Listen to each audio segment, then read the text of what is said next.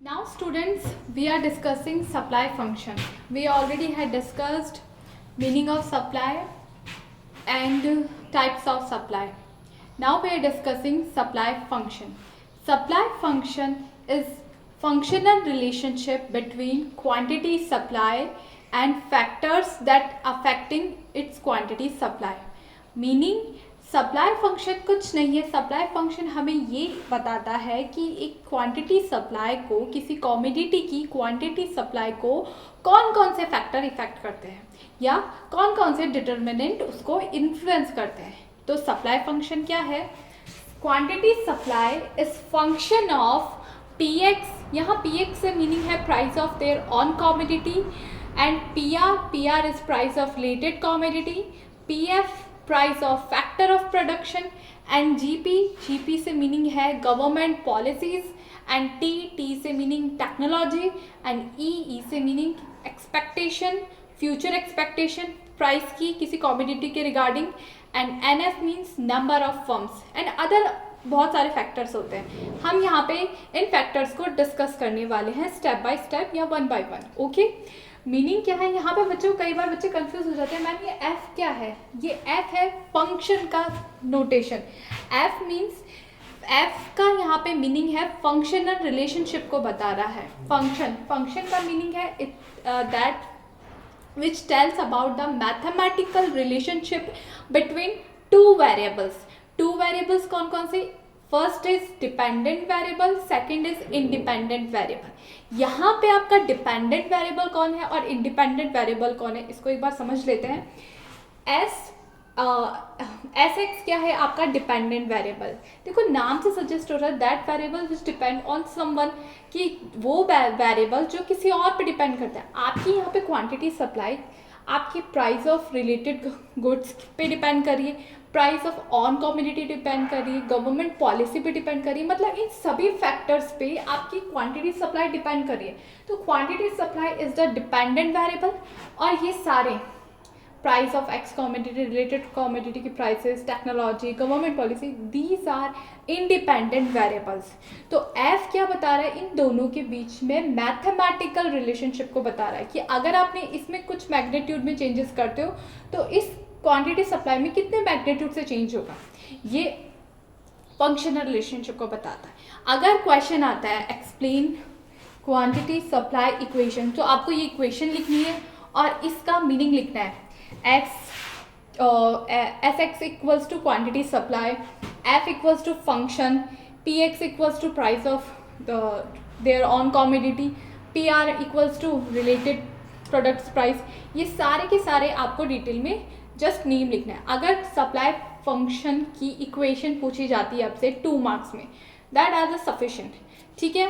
अब यहाँ पे कई बार क्वेश्चंस, लॉन्ग क्वेश्चन आता है कि पर्टिकुलर या तो किसी फैक्टर्स के रिगार्डिंग आ जाता है या पूछा जाता है explain any 4 factors which affecting quantity supply. तो आपको हम यानी इस लेक्चर में हम स्टेप बाय स्टेप डिस्कस करेंगे कैसे price of their own commodity effect करती है सप्लाई को.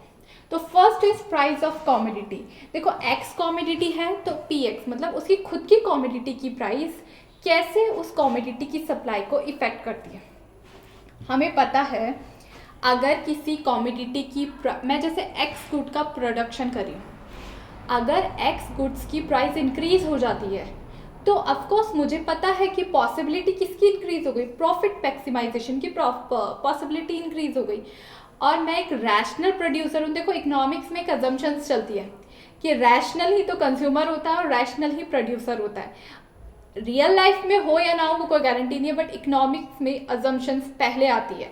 तो एक रैशनल प्रोड्यूसर क्या करेगा, वो प्रॉफिट मैक्सिमाइजेशन को सोचेगा. तो he will produce more and more goods, then he will supply more and more product. तो सप्लाई भी ज़्यादा क्रिएट होगी. तो अगर price of X commodity will increases, due to this reason quantity supply of X commodity will also increase. Or if price of X commodity will decrease due to any reason. Here we are not discussing what was the reason. No, we just discussing if price increase or price decrease. if price will decrease, due to this reason producer will decrease their production, and due to this reason quantity supply will also decrease. So price of related commodity and quantity supply are sharing positive relationship. Positive कैसे है? इसका direction price increase होती है, quantity supply increase हो गई, price decrease हुई, quantity supply decrease हुई, मतलब डायरेक्शन सेम है. तो मीनिंग क्या है? ये पॉजिटिव रिलेशनशिप को शेयर करते हैं. Now we are move ahead our second factor, that is price of related goods and product. देखो रिलेटेड गुड्स आपने डिमांड में भी पढ़ा है, बट डिमांड के कॉन्सेप्ट कंज्यूमर के पॉइंट ऑफ व्यू से सोचे गए थे. देखो डिमांड एक कंज्यूमर का पॉइंट ऑफ व्यू है और सप्लाई ए प्रोड्यूसर का पॉइंट ऑफ व्यू. आप दोनों के कॉन्सेप्ट को मर्ज नहीं कर सकते. मेजॉरिटी ऑफ स्टूडेंट्स यही करते हैं. इसमें एक स्लाइटली सा डिफरेंस होता है कि सब्स्टिट्यूशन गुड्स, कॉम्प्लीमेंट्री गुड्स जो हमने डिमांड में पढ़ी थी वो ही कॉन्सेप्ट को आप यहाँ पे एप्लीकेबल करोगे तो वो पॉसिबल नहीं है. कुछ गुड्स में एप्लीकेबल हो जाएगा बट कुछ रैंडम गुड्स में नहीं हो पाएगा. तब आप वहाँ पे कंफ्यूज हो जाओगे कि हमने तो ये पढ़ा था, आगे जाके ये कॉन्सेप्ट कैसे चेंज हो गया. तो आपको यही क्लियर होना चाहिए कि आपका डिमांड एस्पेक्ट्स में कॉम्प्लीमेंट्री गुड्स पढ़ रहे हो या फिर आप सप्लाई एस्पेक्ट्स में या प्रोड्यूसर के एस्पेक्ट्स में कॉम्प्लीमेंट्री गुड्स और सब्स्टिट्यूशन गुड्स पढ़ रहे हो. ठीक है. देखो प्राइस ऑफ रिलेटेड गुड्स मतलब उसकी खुद के गुड्स से रिलेटेड, मतलब मेन गुड्स. जैसे मैं एक्स का प्रोडक्शन कर रही हूँ, एक्स के प्रोडक्शन के अलावा भी मार्केट में उससे रिलेटेड अदर गुड्स होती हैं. वो कॉम्प्लीमेंट्री भी हो सकती है उसके रेस्पेक्ट में, वो उससे सब्स्टिट्यूट गुड्स भी हो सकती है उसकी. देखो कॉम्प्लीमेंट्री गुड्स कौन सी होती है? जिनका जॉइंट इफेक्ट होता है. मतलब अगर देखो डिमांड में आपने कॉम्प्लीमेंट्री गुड्स पढ़ा था. डिमांड में कॉम्प्लीमेंट्री गुड्स क्या था? एक की डिमांड आप इंक्रीज करोगे, आपकी सेकंड की ऑटोमेटिक इंक्रीज होगी. Like petrol and car. अगर कार की डिमांड इंक्रीज होती है तो आपका पेट्रोल की डिमांड ऑटोमेटिक इंक्रीज होगी क्योंकि कार चलाने के लिए पेट्रोल चाहिए. अगर आपके पेन की डिमांड इंक्रीज होगी तो इंक की डिमांड, रिफिल की डिमांड ऑटोमेटिकली इंक्रीज होगी. ये है डिमांड के एस्पेक्ट से, एक कंज्यूमर पॉइंट ऑफ व्यू से. ठीक है. Now here we are discussing complementary goods in production or in production aspects. यहाँ पे complementary goods कौन सी होगी? जो एक जिनकी सप्लाई जॉइंट है. मतलब अगर एक प्रोडक्ट की मैं सप्लाई इंक्रीज करूँगी तो दूसरे प्रोडक्ट की ऑटोमेटिकली इंक्रीज होगी. ठीक है, समझे? जैसे एक नॉर्मल सा एग्जांपल है milk and cow dung. Milk की अगर मैं सप्लाई इंक्रीज करूंगी तो काउ डंग की ऑफ कोर्स इंक्रीज होगी ऑटोमेटिकली, और काउ डंग की इंक्रीज करूंगी तो मिल्क की ऑटोमेटिकली इंक्रीज होगी सप्लाई, क्योंकि दोनों एक दूसरे से जुड़े हुए हैं, उनको आप सेपरेट नहीं कर सकते. ठीक है. तो कॉम्प्लीमेंट्री गुड्स कौन सी है यहाँ पे? विच have joint supply. Those goods which have joint supply in production aspects, because here we are discussing complementary goods in production aspects. Okay.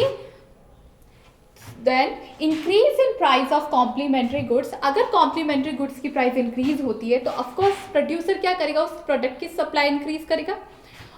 Encourage the producer to increase the supply of commodity. ठीक है. और इसी reason से क्या होगा? उसने complementary goods की तो प्रोडक्शन इंक्रीज करा, बट कॉम्प्लीमेंट्री गुड्स का नेचर क्या होता है? वो अपनी अकेली सप्लाई नहीं इंक्रीज करती, वो उसके साथ वाली कॉम्प्लीमेंट्री गुड्स की भी सप्लाई इंक्रीज करती है. तो due to this reason other goods की सप्लाई भी ऑटोमेटिकली इंक्रीज हो जाती है. तो कॉम्प्लीमेंट्री गुड्स में क्या होता है? Increase in price of complementary goods. वो एनकरेज करता है प्रोड्यूसर को इंक्रीज करने के लिए supply of their on commodity. क्यों? क्योंकि अगर मिल्क, देखो मिल्क और काउडंग का एग्जांपल लेते हैं. अभी काउडंग का यूज़ इतना नहीं है, बट हम बहुत टाइम थोड़े पहले चले जाते हैं.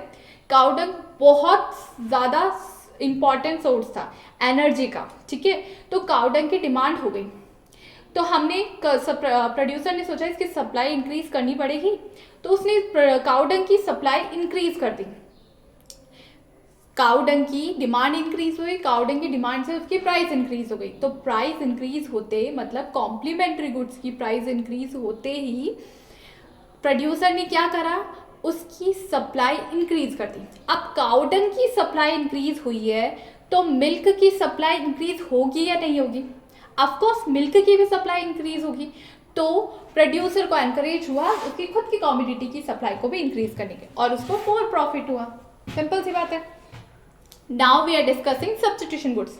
देखो सब्स्टिट्यूशन गुड्स भी यहाँ पे आपको समझना पड़ेगा। जैसे कॉम्प्लीमेंट्री गुड्स था वैसे सब्स्टिट्यूशन गुड्स है। देखो बच्चों, आपको कॉम्प्लीमेंट्री गुड्स में एक एग्जांपल और देते एक और एग्जांपल्स के थ्रू आपको क्लियर करती हूँ कि डिमांड एस्पेक्ट्स और सप्लाई एस्पेक्ट्स में हम कॉम्प्लीमेंट्री गुड्स को क्यों एम्फसाइज करते हैं टीचर्स, यानी आपको टीचर्स क्यों एम्फसाइज करते हैं कि इन दोनों में आपको डिफरेंस पता होना चाहिए। जैसे आप कार एंड पेट्रोल का एग्जांपल लेते हो कॉम्प्लीमेंट्री गुड्स में, कार की डिमांड इंक्रीज होती है, आपने पेट्रोल की डिमांड इंक्रीज हो जाती है। यहाँ पे अगर आप कार और पेट्रोल का एग्जांपल, कॉम्प्लीमेंट्री गुड्स का एग्जांपल यहाँ यूज आप नहीं कर सकते। मे बी कार की सप्लाई इंक्रीज हो गई, कोई रीजन, पर ये कोई गारंटी नहीं है कि डीजल या फिर पेट्रोल की सप्लाई आप इंक्रीज करोगे या ऑटोमेटिकली इंक्रीज होगी। पेट्रोल और डीजल अलग रिसोर्सेज से बनते हैं, प्रोड्यूस होते हैं, कार अलग रिसोर्सेज से प्रोड्यूस होती है, उनकी सप्लाई एक दूसरे से जुड़ी हुई नहीं है। तो कोई आप गारंटी से नहीं कह सकते कि अगर कार की सप्लाई इंक्रीज हुई तो आपके पेट्रोल की भी सप्लाई इंक्रीज होगी। नो, कोई गारंटी नहीं है इसकी, हो भी सकती नहीं भी हो सकती। इसीलिए मैं आपको क्लियर कर रही हूँ complementary goods in production aspects में आप क्या डिस्कस करोगे। आप कॉम्प्लीमेंट्री गुड्स वो गुड्स होती है जिनकी सप्लाई जॉइंट होती है, ठीक है। और डिमांड एस्पेक्ट्स में complementary goods are those goods which have joint demand. Okay, now students we are discussing substitution goods. Substitution goods have share or are share negative relationship, that is inverse relationship। अब आपको ये समझना पड़ेगा substitution goods का meaning कि production aspects में substitution goods कौन सी होती है। देखो सब्स्टिट्यूशन गुड्स एक दूसरे को कंपटीशन देती है। यहाँ प्रोडक्शन एस्पेक्ट्स में सब्स्टिट्यूशन गुड्स कौन सी है, जो सेम रिसोर्सेज से प्रोड्यूस होती है। समझ में आया? डिमांड एस्पेक्ट्स में क्या था, those goods which give same level of satisfaction to a consumer. यहाँ क्या है, those goods which are producing by same resources. तो आपको यहाँ कंफ्यूजन नहीं होना है कि सब्स्टिट्यूशन गुड्स की आप डिमांड वाली सब्स्टिट्यूशन गुड्स को नहीं यहाँ पे कंसीडर करोगे। यहाँ पे substitution goods are those goods which are producing with same resources. Okay, like example, एक एग्जाम्पल के थ्रू हम इसको एक्सप्लेन कर सकते हैं। जैसे यहाँ पे मैं आपको बता देती हूँ थोड़ा सा, जैसे क्लोथ है, ठीक है। क्लोथ, एक प्रोड्यूसर के पास 20 मीटर क्लोथ है। कोई ज़रूरी नहीं है एक प्रोड्यूसर एक का ही प्रोडक्शन करे, वो 2 गुड्स का भी कर सकता है, 3 का भी कर सकता है, 4 गुड्स का भी कर सकता है। देखो स्टूडेंट्स, हमने सब्स्टिट्यूशन गुड्स का मीनिंग समझा है। सब्स्टिट्यूशन गुड्स कौन सी होती है in production aspects. Substitution are those goods which are producing by with same resources, ठीक है। इसको एग्जाम्पल के थ्रू समझ सकते हैं। जैसे एक प्रोड्यूसर है, कोई गारंटी नहीं है एक प्रोड्यूसर सेम या 1 ही कॉमोडिटी को प्रोड्यूस करे। ही कैन प्रोड्यूस 1, 2 और more than 2, sorry.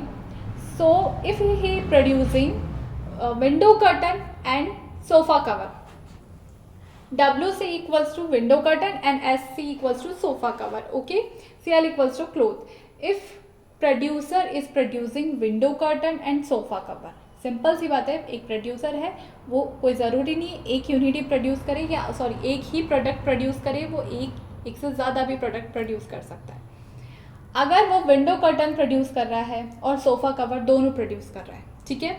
Window curtain and sofa cover both are substitute goods. Y?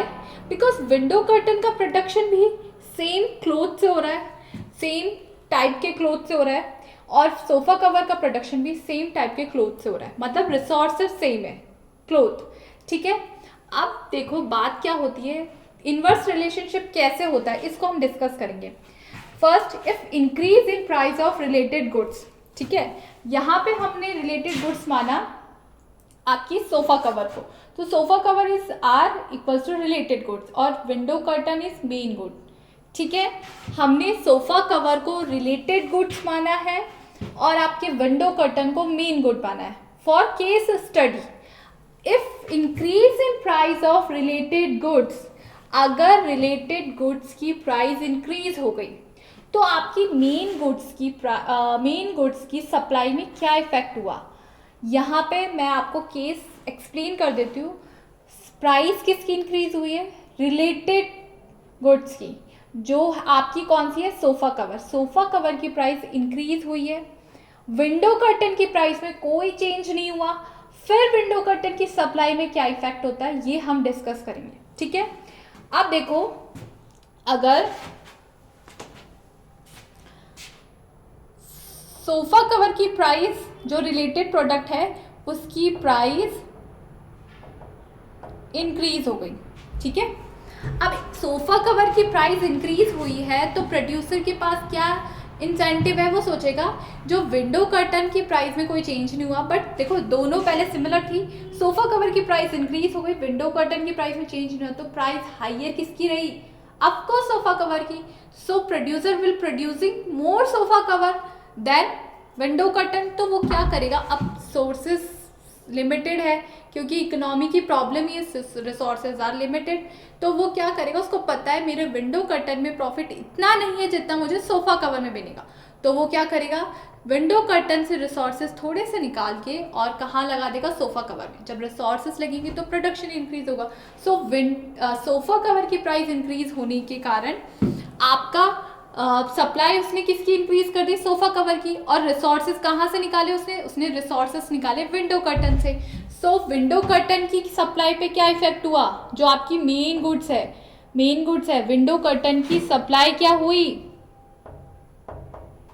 Decrease.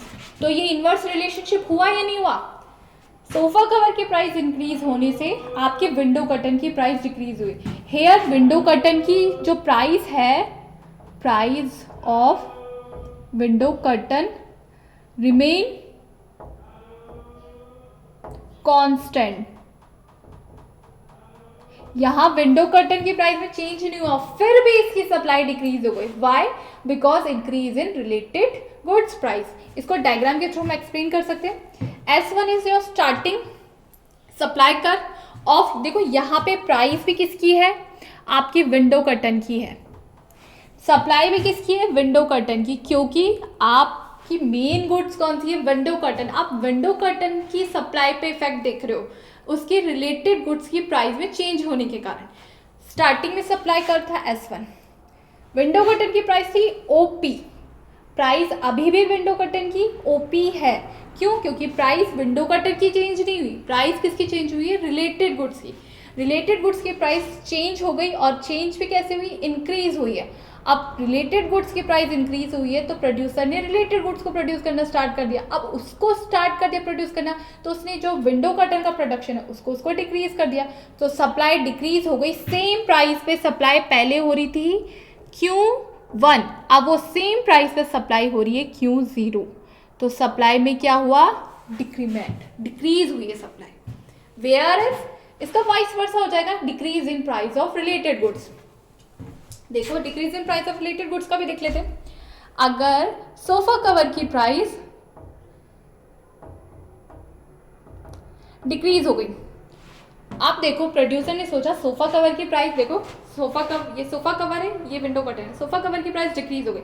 अब प्राइस हायर किसकी रही, विंडो कर्टन की। तो प्रोड्यूसर रैशनल है, उसको पता है विंडो कर्टन का प्रोडक्शन ज़्यादा प्रॉफिटेबल है उसके लिए, तो वो क्या करेगा, जो सोफा कवर में उसने जो रिसोर्सेस लगा रखे थे वहाँ से वो रिसोर्सेस निकाल के वो कहाँ लगा देगा, कहाँ इनपुट करेगा उन रिसोर्सेस को, विंडो कर्टन में। तो क्या होगा, विंडो कर्टन की सप्लाई क्या हुई,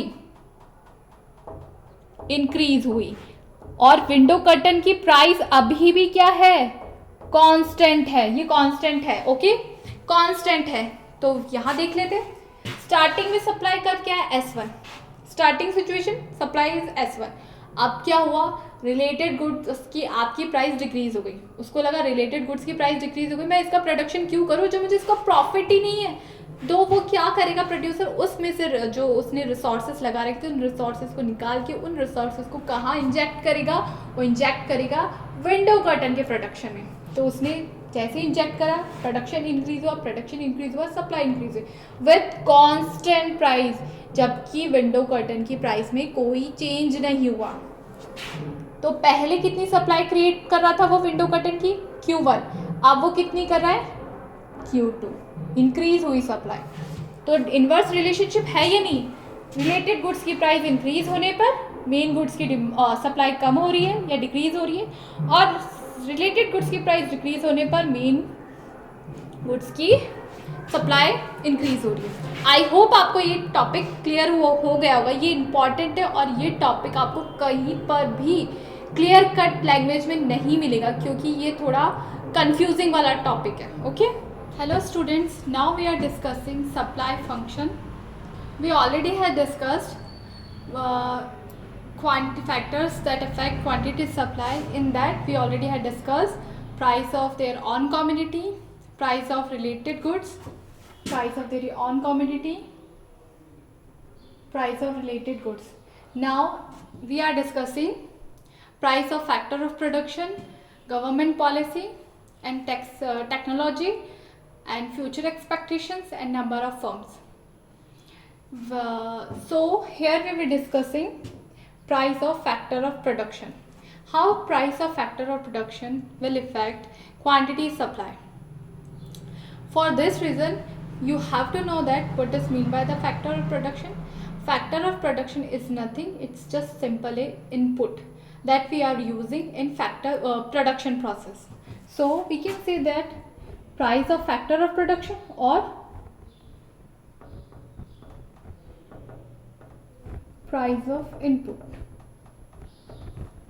simply form. Okay, if the price of factor of production or if the price of input will increase, then our cost of production will also increase. And for that, if the cost of production will increase, so the profit possibility will also decrease. So producer have no incentive to increase its supply, so he will reduce its supply. Let's take example. If the labor wages is 200 in starting, then cost of production will have some minimum level. If the cost of labor wages will increases by 200 to 400, then what will happen? The cost of production will increase some constant level to some another level, and the another level will be higher than previous level. So the cost of production will increase, so producer have no incentive to increase its supply because the profit possibility will decreases by increasing its cost of production. So with increase in the price of cost of with increase in the price of input or with increase in the price of factor of production, quantity supply will decreases. Okay, इसको एक simple form में हम बोले तो हम क्या बोल सकते हैं, if the price of factor of production increases, meaning if price of factor of production increases, then cost of production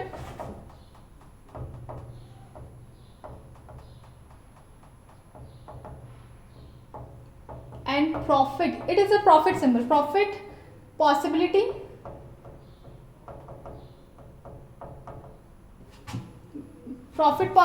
will decrease. So a quantity supply will also decreases. It is a just chain. Like अब अगर आपकी cost of production increase हो जाती है, कैसे? If the price of factor of production, meaning आप पहले जो लेबर यूज़ कर रहे थे उस लेबर की वेजेस 200 थी, आप वो सेम लेबर आप 500 में परचेज कर रहे हो या हायर कर रहे हो या यूज़ कर रहे हो, तो आपका कॉस्ट ऑफ प्रोडक्शन इंक्रीज ही होगा बाय 300, बिकॉज 200 दे रहे थे पहले आप सेम लेबर को, अब उसी सेम लेबर को आप 500 देना पड़ रहा है। Due to any reason cost of production increase हो गया। लेबर भी हो सकता है, आपका मशीनरी कॉस्ट भी हो सकती है। जो मशीन आप पहले यूज़ कर रहे थे वो मशीन पहले में भी सस्ती आती थी, अब वो एक्सपेंसिव हो गई, या फिर जो रो मटेरियल आप यूज़ कर रहे थे पहले वो अब मे बी एक्सपेंसिव हो गया ड्यू टू एनी रीज़न, तो कॉस्ट ऑफ प्रोडक्शन इंक्रीज हो गई with increase in the price of factor of production. Then आपके प्रॉफिट की पॉसिबिलिटी उसी के साथ क्या हो जाएगी, डिक्रीज हो जाएगी। जैसे ही प्रॉफिट की पॉसिबिलिटी डिक्रीज होती है तो प्रोड्यूसर के पास क्या होता है, no incentive to increase it supply, so he will decrease it supply, तो वो अपनी सप्लाई डिक्रीज कर सकता है। और इसका अपोजिट केस क्या होगा, if price of factor of production decreases then cost of production decrease, profit possibility increase and quantity supply will also increase. So they are sharing negative relationship between price of factor of production and quantity supply. Okay, I hope आपको ये clear हो गया होगा first concept. Now our next factor is government policies. Government policy means that policy which are adopted by the government. Okay, in that government policy here we are taking two examples, taxation and subsidy. If the taxation will increase, if tax rate will increase on your production process, then what will happen, your cost of production will increases. What I am saying to you, if tax rate on your production process will increase, then your cost of production will increase. If your cost of production will increase, then profit possibility will decrease. With decrease in your profit possibility, your quantity supply of that commodity will also decrease. So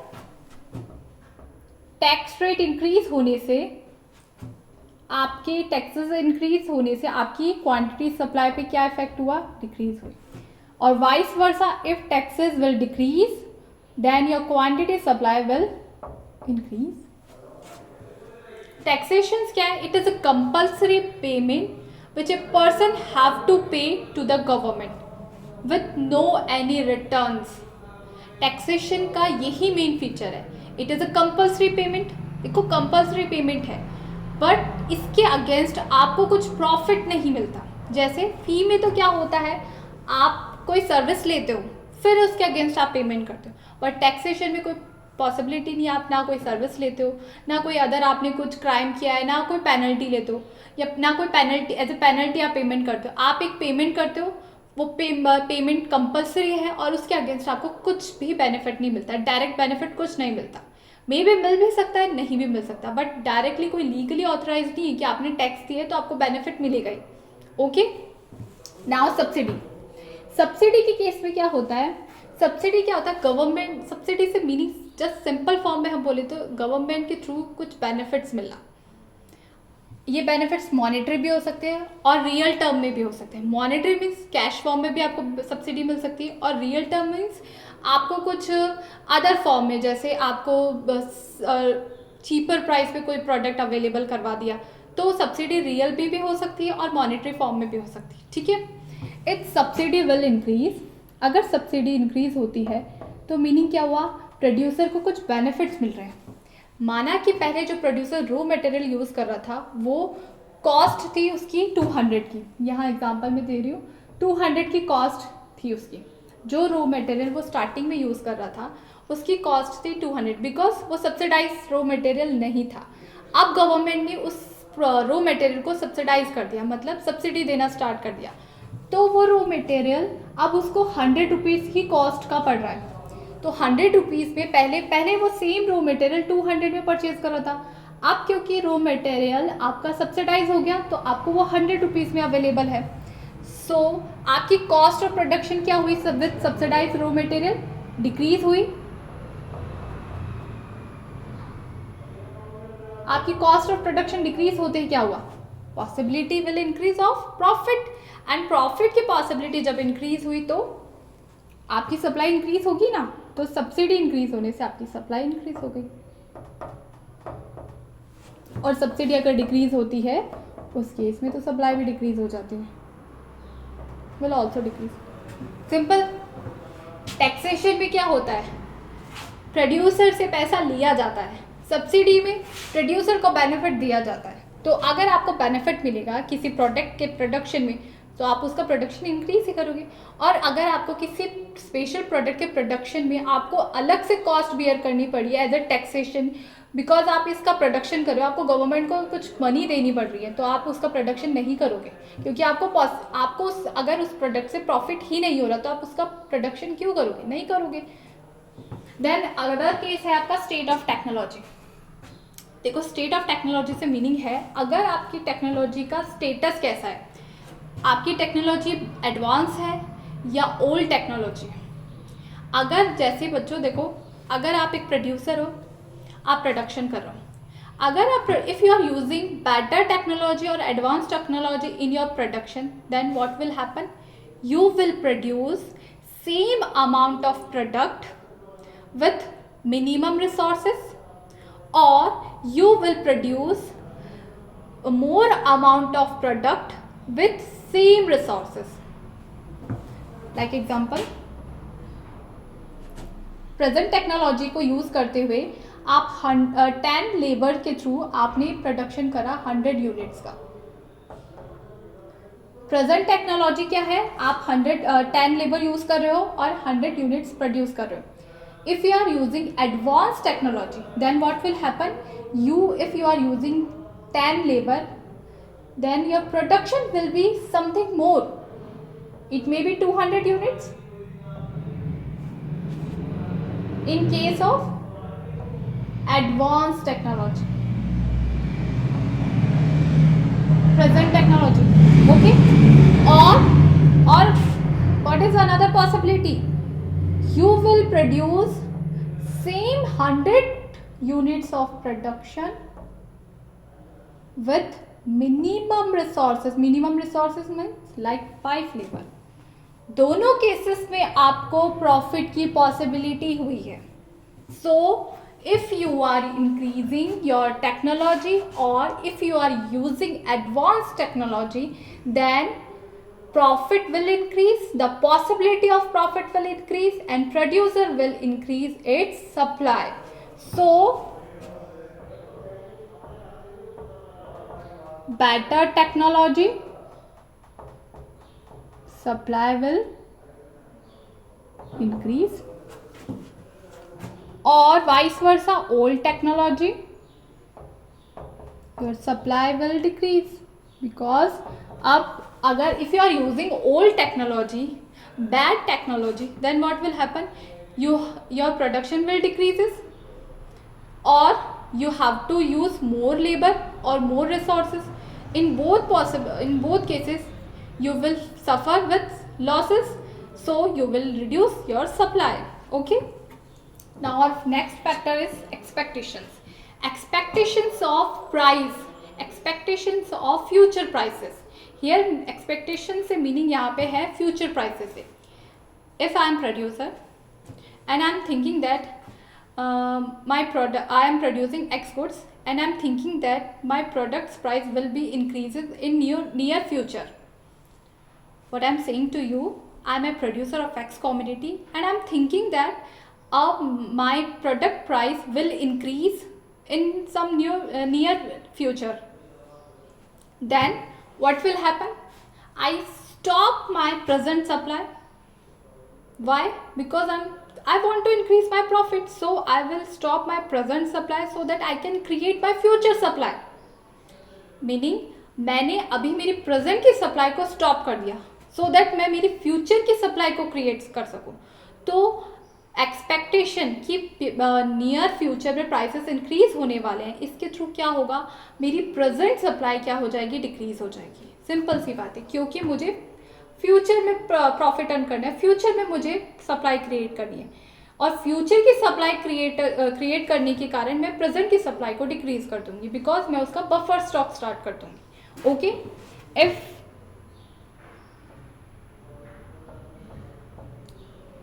price of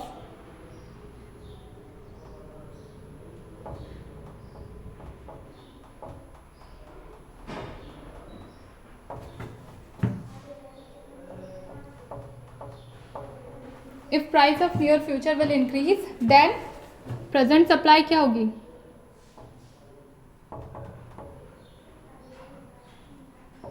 present supply will decrease.